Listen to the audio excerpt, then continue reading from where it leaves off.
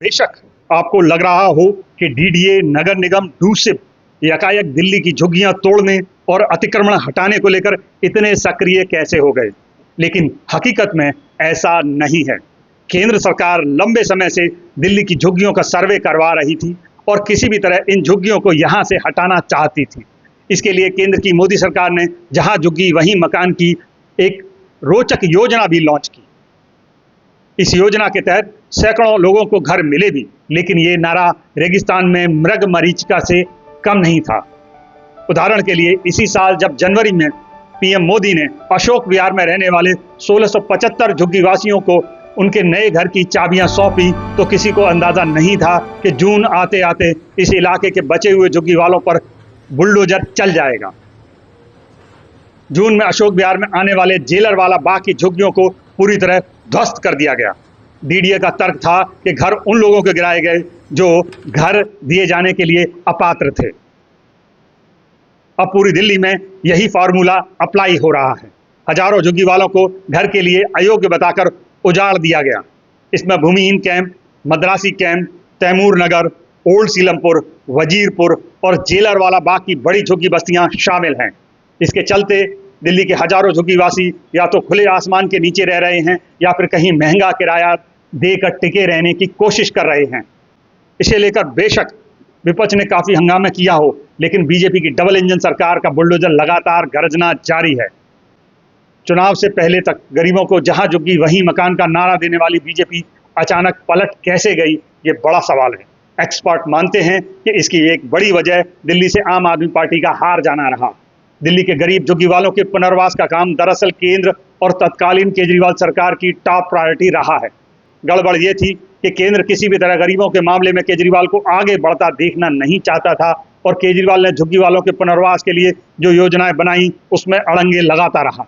वहीं आप सरकार की ओर से लगातार झुग्गी वालों का इस्तेमाल करने के आरोप केंद्र पर लगाए जाते रहे।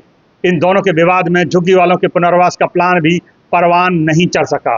वैसे बीजेपी और आप की दिल्ली के झुग्गी वालों को लेकर यह घमासान बेवजह नहीं थी। माना जाता है कि दिल्ली की 70 विधानसभा सीटों में से करीब 50 में झुग्गी झोपड़ियां हैं। इन झुग्गी झोपड़ियों में दिल्ली का एक बड़ा वोट बैंक मौजूद है।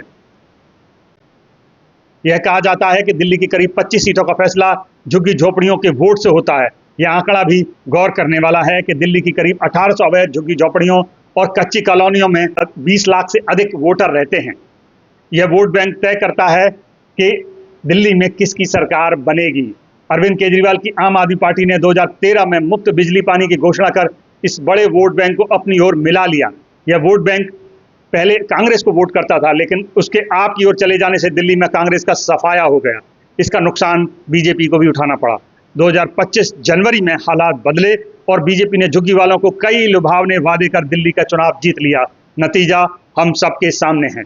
झुग्गी झोपड़ी और कच्ची कॉलोनियों की अधिकता वाली कुछ विधानसभा सीटें इस प्रकार हैं: वजीरपुर, मॉडल टाउन, नरेला, आदर्श नगर, संगम विहार, राजेंद्र नगर, तुगलकाबाद, बदरपुर, अंबेडकर नगर, सीमापुरी, बाबरपुर, कौंडली, त्रिलोकपुरी, ओखला, मोतीनगर, मादीपुर, शालीमार बाग, मटियाला और किराड़ी।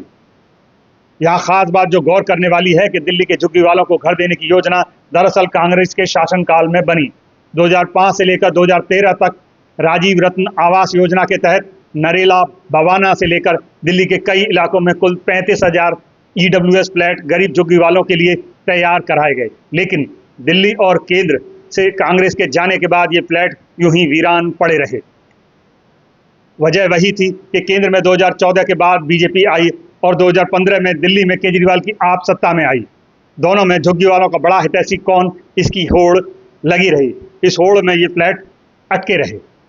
अब हालात बदल चुके हैं। केंद्र और दिल्ली दोनों जगह बीजेपी की है और अब बीजेपी अपना एजेंडा आसानी से लागू कर सकती है। इसका नतीजा ये हुआ कि पूरी दिल्ली में हमें झुग्गी वालों को उजाड़ने का अभियान देखने को मिल रहा है। कार्रवाई करते वक्त बीजेपी अपने वादों से भी मुकर गई। ये उसी का नारा था कि जहां झुग्गी वहीं मकान। अब ना तो सबको मकान मिल पाया, उन्हें 5 किलोमीटर के दायरे में बसाने की शर्त को भी हटाकर दिल्ली के बॉर्डर पर भेजा जा रहा है। बड़ा सवाल ये है कि पार्टियों की राजनीति का शिकार गरीब झुग्गी वाले क्यों बने और बीजेपी ने जहां झुग्गी वहीं मकान का नारा आखिर क्यों दिया था।